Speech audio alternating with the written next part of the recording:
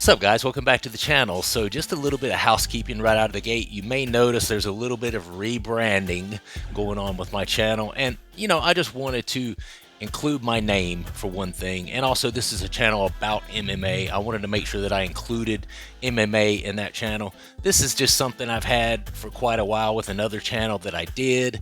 There are particular reasons why I named it that, because I was just a guy on my lunch break when I was filming these videos. That's the only time I had to do it. So it just kind of stuck with me. But we're getting close to 100 subscribers now. Thank you for that, by the way. And I just wanted to grow, I wanted to expand, and I wanted to more closely resemble what it is that I actually discuss in my videos, which is MMA, fight sports related sort of topics. Okay, so that's the reason for you seeing, the new thumbnail. There's kind of a whole rebranding thing going on. The next time you see a video, this right here would have changed to what you're now seeing on the thumbnail, or on the YouTube banner rather. So anyway, now that that's out of the way, we're going to be talking about UFC 311, who is none other than Islam Makhachev defending his belt against Arman Tsarukyan. Now, this is the second time these guys have faced each other, so this is a very interesting fight. And we're just going to be talking about the main card here. We're not going to go and all the early prelims and prelims. That's just not what I do. I like to ramble too much for that shit. You guys would be on here for an hour if I did that. I mean, let's get real. This card is stacked. And admittedly, when I started looking at some of the fights that were on the prelims, Jelton Almeida, jeez. If you're looking to get in a quick power nap, just put on Jelton Almeida fights, man. It'll put you right on out. Anyway, that's beside the point. So the first fight we're going to look at is Kevin Holland versus, I'm going to call this guy RDR, because I'm a stickler for pronouncing names correctly. This guy's from the Netherlands. He comes out of the One Championship, and it looks like Rainier de Rieder, or Rainier de Rieder. And I'm not sure how they actually pronounce it. I'm not sure of the Dutch way of pronouncing that, so we're going to call this guy RDR. But listen, I watched this guy's highlights a few minutes ago, and it was 14 straight minutes of grappling. Sorry to break it to you. I'm even more sorry to break it to Kevin Holland. Now, I know Kevin Holland has a black belt in jiu-jitsu, but jiu-jitsu and rolling around on your back is way different than these guys who use wrestling and use the clinch as a core part of their game plan when they fight MMA, okay? That is RDR. That's what this guy does. And he actually only has one fight in the UFC, and that was against Gerald Meerschaert, who he beat by submission in the third round. Gerald Meerschaert, again, he's a known jiu-jitsu guy, but RDR was able to get him out of there. So, look, I love Kevin Holland. He's anywhere, anytime sort of guy. And, credit to him. He's fun to watch, too. Good boxing, good kickboxing. Anytime he's up there against somebody who's top level, he usually loses, but he's a really good, strong gatekeeper for that division, because he does stop a lot of guys from breaking into that upper echelon of the top 10, that sort of thing. So nothing against Kevin Holland, but I am telling you, this guy, I mean, he's 18-2 overall. He only has 2 losses, 4 wins by knockout. So you're talking about 20 total fights, 4 of them by knockout. And I guarantee you, those 4 are probably from ground and pound, because he had the guy on the ground. This guy is a submission wizard. He knows how to hit all these different chokes and all these different triangles from different positions. I mean, this guy is a son of a bitch on the ground. Now, he fought most of his career in One Championship, but I just think that's going to translate really well for him over here. And, Kevin Holland's a good fighter, but, you saw what Khamzat did to him. The whole 14 minutes, guys. The whole, the whole 14 minutes was either him on the mat grappling or him up against the fence with somebody grabbing for their legs. Sorry to tell you, even more sorry for Kevin Holland, because 18-2 overall. I mean, you look at Kevin Holland overall. I mean, he's had tons of fights, don't get me wrong, and he's fought a lot of good people, but 26-12, he's kind of a 50-50 guy at this point.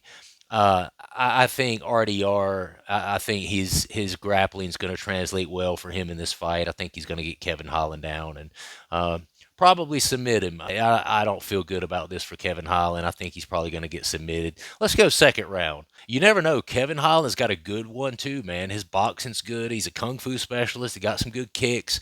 I just don't see this RDR guy based on what I've seen of. I don't see him staying off of Kevin long enough to really let him unleash his striking in the way that he wants to. He's the kind of guy that crushes that space and just grabs onto you, and he's just like a weight, just pulling you down. And on top of it, he's got a ton of skill in the area of grappling. Okay, so I'm gonna have to go with RDR. Let's say second round. It could be a choke, could be a triangle choke. I hear this guy's really good with his triangles. So moving on up, Yuri Prohaska versus Jamal Hill here. This is a banger of a fight. That just goes to show you how stacked this card is. Second fight on the card, and you're getting Yuri Prohaska with Jamal Hill. I don't know. I call him Jamal Hill. It's actually Jamahal is the way it's spelled, but I hear people say it both ways, so I'll probably botch it up and say it differently every time I say it when I'm talking about this. 30-5 overall. Yuri Prohaska, most of his wins by knockout. Obviously, he is a wild man in there. 26 of his wins out of all of his 35 fights are by knockout. Prohaska. So he is all over the place. One of the things that is tough for people to deal with, I think, is for one thing, his pace.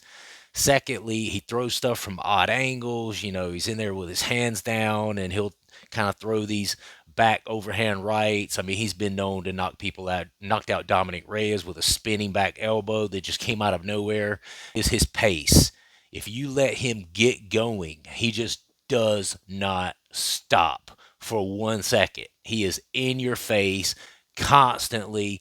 Who was it that he fought recently? I was just sure it was Alexander Rakic. I mean, I just knew that Rakic was going to have him out of there. I mean, Prohaska was getting all kinds of hurt in that fight, took tons of leg kicks. I mean, I just knew he was just going to fall like a tree getting chopped down any moment. He was able to just weather the storm, and finally he ends up TKOing Rakic. And I was like, what? This one is really tough for me. I like Jamal Hill. The fight with him against Pereira. Obviously, he's kind of been a sore loser on that. I mean, he can't stay out of the media making excuses for how Herb Dean shouldn't have stepped in, and it, took his concentration off for 1 second. He also says Alex stepped on his toe, and I mean, he lost the fight fair and square. Don't get me wrong, but it's one of those things where if that fight happens 10 times, I do give Jamal Hill the benefit of the doubt that it doesn't go down that way all 10 times. Now, we just didn't see enough of it. We didn't see enough of these guys in there together because the finish happened so early. And like I said, I know they say MMA math doesn't work anyway, but sometimes it's really all you've got. You can look at people's MMA history, how they stacked up against other opponents versus how they may potentially stack up against this opponent. It's hard to say with a fighter like Yuri Prohaska. I mean, again, good takedown accuracy for Yuri Prohaska. His striking accuracy, 55%. And I think that's because it comes from all these different weird angles. He's only has 3 wins by submission. Prohaska's got 26 wins by knockout. So you know what his bread and butter is. He has all kinds of different tools that he'll use in there that kind of catch guys off guard. And his pace is so relentless. Some guys just aren't ready for that sort of intensity of pace. And I think that's where we might be here with Jamal Hill. Jamal Hill, despite how he looks, I mean, he's 12-2, 7 wins by knockout. He looks a little chubby. He's got that horrible tattoo of a thumbs up on his chest. It looks like a 5-year-old drew it. I've always wondered about that. Like, dude, who the freak did that tattoo? Because whoever that is, you need to punch him in the mouth. Maybe that's why he punched his brother in the mouth. Maybe his brother's the one that did the tattoo. That's why he punched him in the mouth. Either way, this is a just pick 'em. Just throw a coin up in there for me. It really is because I think Jamal Hill is probably more technical in terms of his striking. He's got a really good left high kick that he just throws out, just like caught Glover Teixeira with that numerous times in their fight. And he doesn't telegraph it. It just kind of comes out of nowhere. And we know that's how Yuri got knocked out by Pereira. That's one of the things. Jamal Hill's tall, just like Yuri Prohaska is. Got a good reach, just like Yuri Prohaska. He needs to be careful with floating in and out of range with his hands down like he typically does. Now, listen, do I think he's going to change it at this stage in his career? I mean, the guy's got 35 fights. He's always fought that way. It's brought him quite a bit of success, obviously. He's not going to change his game plan. He's still going to have his hands down, that sort of thing. And I'm sure Jamal Hill is going to be, and his team are going to be looking for that and looking for some sort of opening where Yuri Prohaska comes lunging in, because he likes to do this bouncing back and forth and lunging in. But sometimes the problem is he lunges in with his face first. If it's a lesser fighter, sometimes the guy just, will shell up, and then Yuri's able to come over the top with a right, or, that little shovel left uppercut that he does, whatever. But Jamal Hill, he's called Sweet Dreams for a reason, and he has sweet hands. His boxing is really, really good. And same thing with Alex Pereira, a guy like that who has really, really good, tight offense and tight defense. I think when Yuri gets up against guys like that, he tends to struggle. So Yuri Prohaska is able to stay out of range. If he's able to move into the pocket responsibly, and he's worked on that, I think he could potentially kind of overcome Jamal Hill later in the second round, early in the third, and maybe catch him with something. We know that Jamal Hill can get knocked out. We saw it against Alex. I know Alex is a hard puncher. I get that, but Yuri is too. And one of the things that he does well is weaponize his pace, and he's just go, go, go, go, go. And then he gets these guys who aren't used to that sort of pace.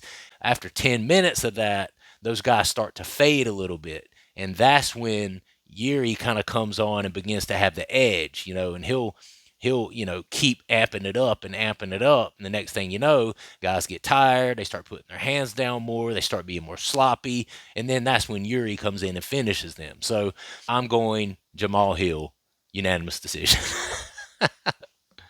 I just think he's too technical for Yuri. I don't like the way Yuri, bounces back in. It's one thing for, guys like Wonderboy Thompson and what's that guy?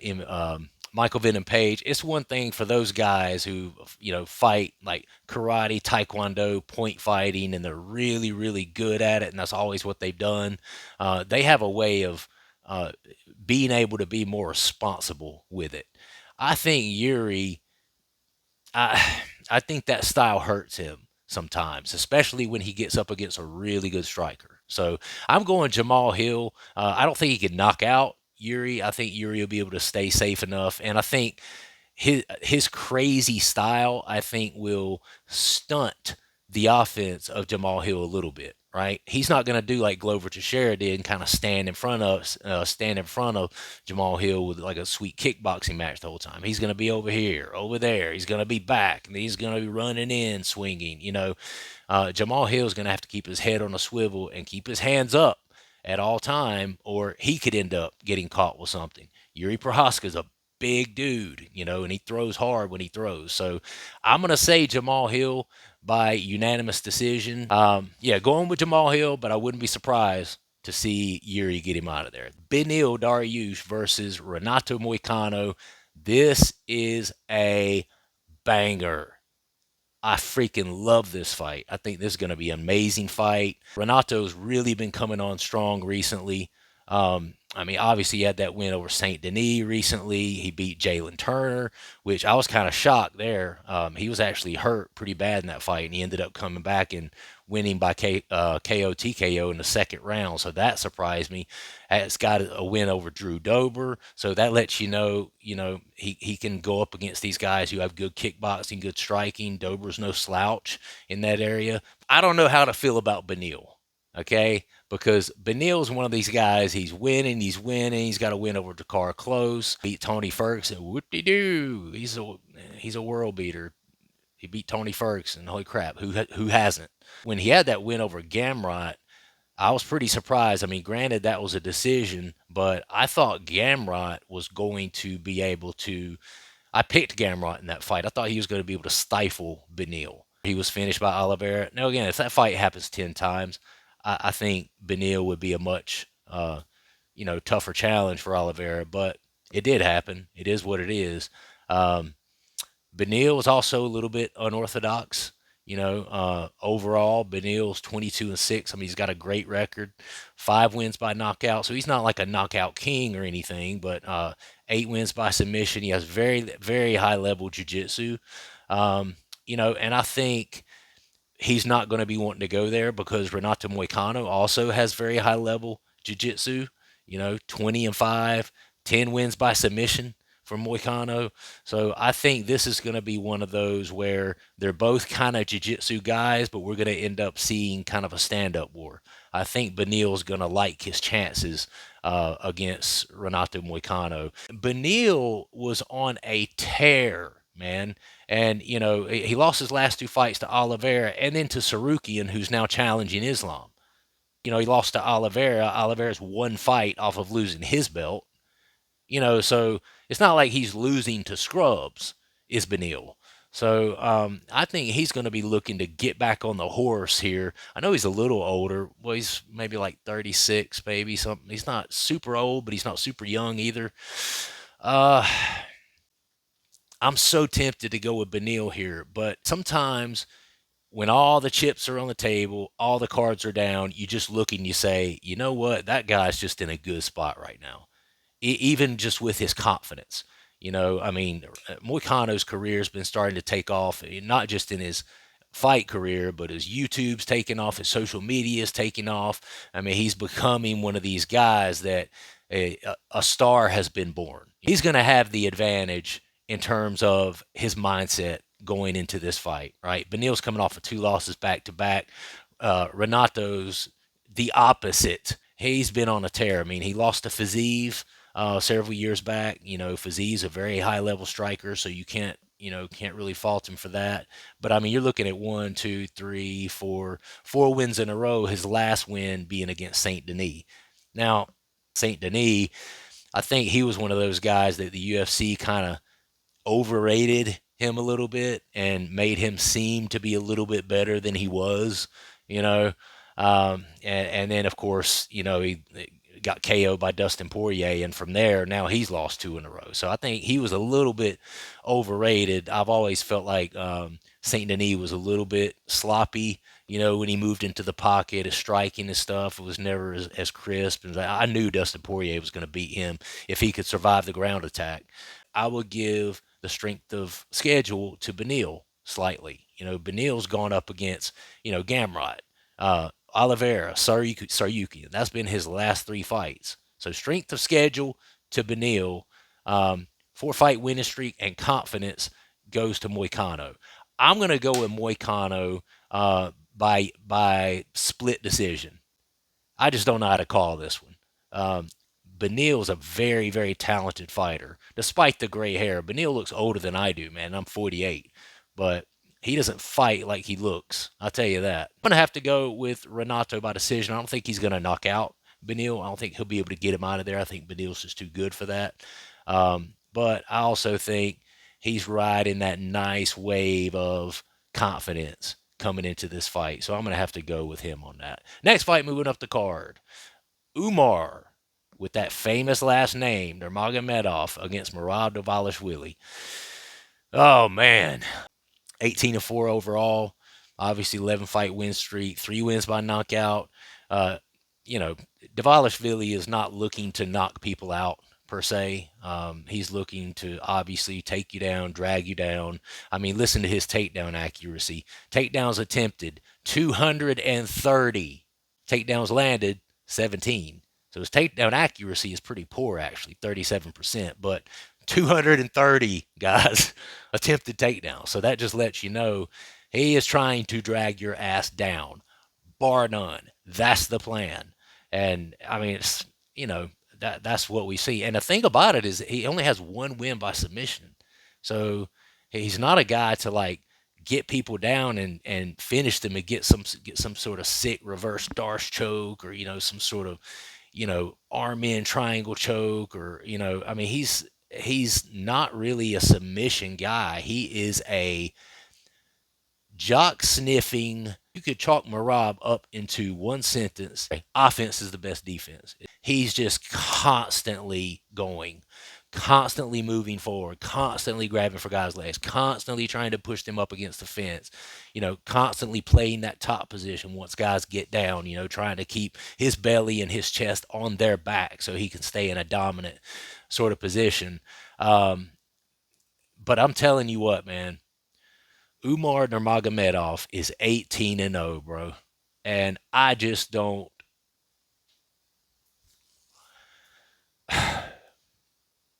Damn. 18 fight win streak for Umar Nurmagomedov. 7 wins by submission, so he does have the ability to get those submissions. He's got the last name that just scares the shit out of people. Nurmagomedov. For him, 38 takedowns attempted, 6 landed.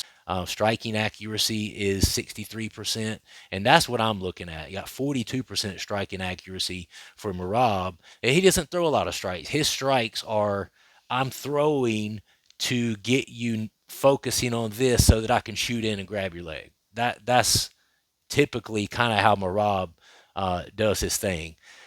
He just won the belt. He just won it over O'Malley.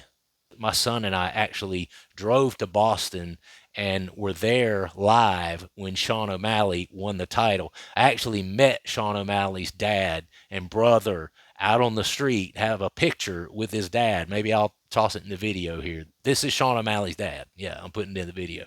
Um, so I was a little disappointed. I kind of, just by, association, I kind of wanted O'Malley to keep going for a while and defend his title. But I wasn't surprised that Merab did what he did to him. He's just relentless in his ground attack. But, I mean, you've got a guy like Umar Nurmagomedov. Listen to his takedown defense. 100%, guys. But he's also never fought Merab Dvalishvili either. I mean, he beat Corey Sandhagen, obviously. Corey Sandhagen's no ground threat, you know. And Dvalishvili is just one of those guys that is so good at what he does and so good at what he's good at that there's people who are supposedly good in the same things that just can't you just can't hang with him. And if you look at Nurmagomedov, I mean, beat Barcelos, he's more of a striker. Beat Manus.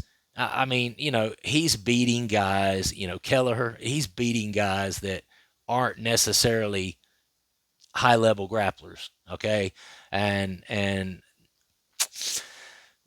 just pick, dude. Just pick. It's hard to pick these 18-0 guys to lose. That's just really hard to do. But he's also, looking at who he's fought, he's never fought anybody nearly as good as Merab Dvalishvili. I'm going to have to go with Merab. Let's go unanimous decision. I don't think he gets him out of there. He doesn't really ever get anybody out of there. I mean, let's look at Merab's. I mean, decision. The last KO TKO he had was against Marlon Moraes. Second round.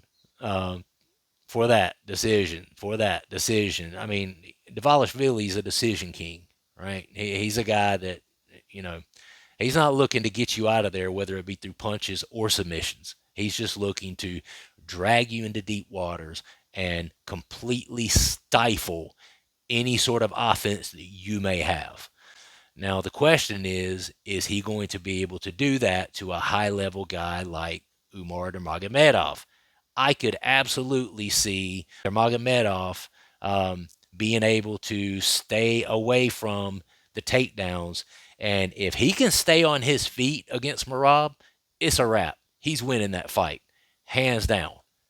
Because he's actually not only a good grappler, but 63% striking accuracy for Umar. I mean, that's huge. He's got 5 first-round finishes. out of his 18 fights. So, he's a great striker. He also has really good kicks, too. And Marab, the way he always comes in, ducking his head, trying to get a hold of a leg or a body lock or whatever, he could potentially be in trouble if he can't get Umar down. So I'm going to say if Umar is able to stay on his feet, he is absolutely winning this fight, and I think he'll win by TKO, referee stoppage. I really do.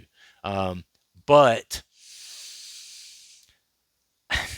I'm just not convinced that anyone can stay on their feet in a fight against Marab. Anyone currently in that division, I'm just not entirely sure that anyone can. I mean, look what he did to O'Malley. Now, I know O'Malley is not like a great grappling guy, but he's better than people give him credit for. Also, too, he's very long, very athletic. I mean, you saw how easily he shucked off Aljamain Sterling in that fight. And so I was kind of surprised that Marab was able to stifle the offense of Sean O'Malley the way he was able to. Because make no mistake, if he would have gotten stuck on his feet with Sean O'Malley, it'd have been over. We know obviously Sean O'Malley is a much, much better striker than Merab Dvalishvili, but Merab just has a way of making 18-0 guys look like they're just okay. All right, so I'm going to have to go with Merab by unanimous decision, but I do want to say this. I hope I'm wrong, guys. I really do hope I'm wrong because I like Umar, and Umar actually has a good, fun style as well. I would love to see him take that belt off of Merab, but I'm but I love to watch people stand up and go to war. It's more fun. Umar can do that, and he will do that, and he's a great striker. So I hope Umar wins, but I'm gonna have to go with Merab. All right. Moving on up to Arman Tsarukyan versus Islam Makhachev. Now, obviously, this first fight that they had was way back here, 2019 when they fought. So, I mean, it's been 5 years since their last fight together. So I don't know how much I don't know how much we can take from that fight, but I do know he won it by 3-round decision.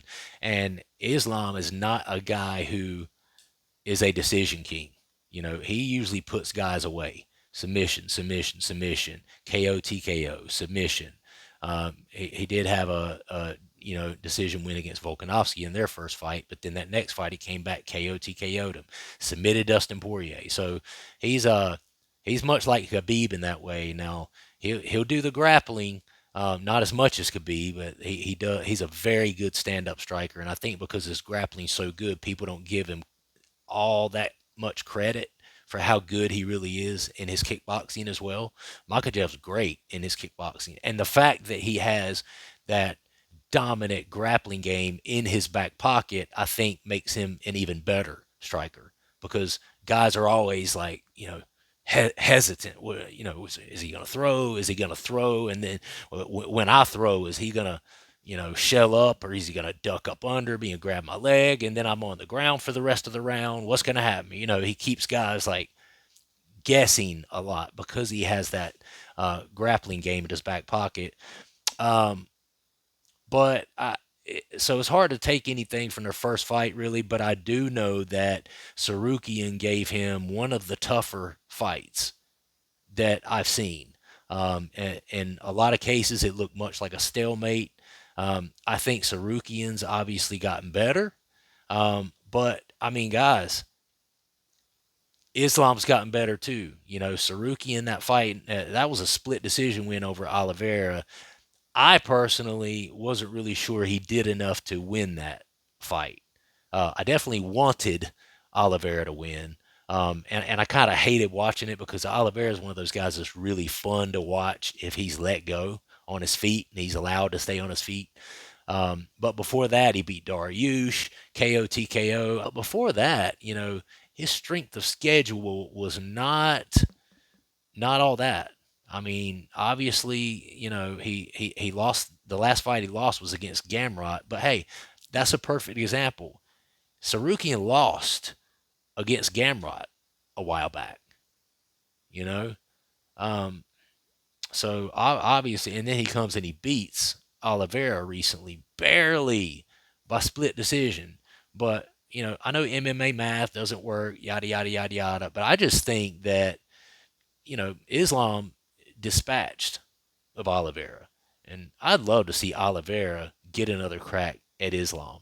I really would. Man, I think I think Islam will beat him again, and I think this time he wants to put a nail in that coffin. I think he's going to be looking to finish him this time.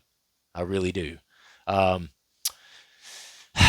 Tsaryukian is a very dominant grappler as well, so I think that we could see kind of a different game plan this time from Islam. Islam's striking game has tightened up a lot. Last several fights has been relying on his striking quite a lot. The two with Volkanovski, the one with Oliveira, he relied on his striking quite a lot in that. Because if he hits a guy and hurts them and they fall down, they're screwed. Because if that guy follows you to the ground, it's a wrap. And I think I know he's a taller individual than Tsarukyan, so I think he's going to be looking to kind of stand up, keep it measured on the feet, get in some, good 1-2s, maybe some knees up the middle with the shorter guy in Tsarukyan, see if maybe he can hurt him, put him on skates, then he might jump on him. He may finish him by strikes, or he may just jump on him while he's compromised, get him a head and arm choke, choke him out. Rear naked choke. See, I can see being a possibility as well. Those are his more popular ones. He has a really good Darce choke as well. Again, Tsarukyan is good at all of these things as well, but I don't know, guys. I think Islam Makachev trained him with Khabib and all of them, and then I think since he's been champion, he's just leveled up even more. And I just don't think that Tsarukyan's going to beat him this time either. I really don't. I think that I think Islam's going to get him out of there.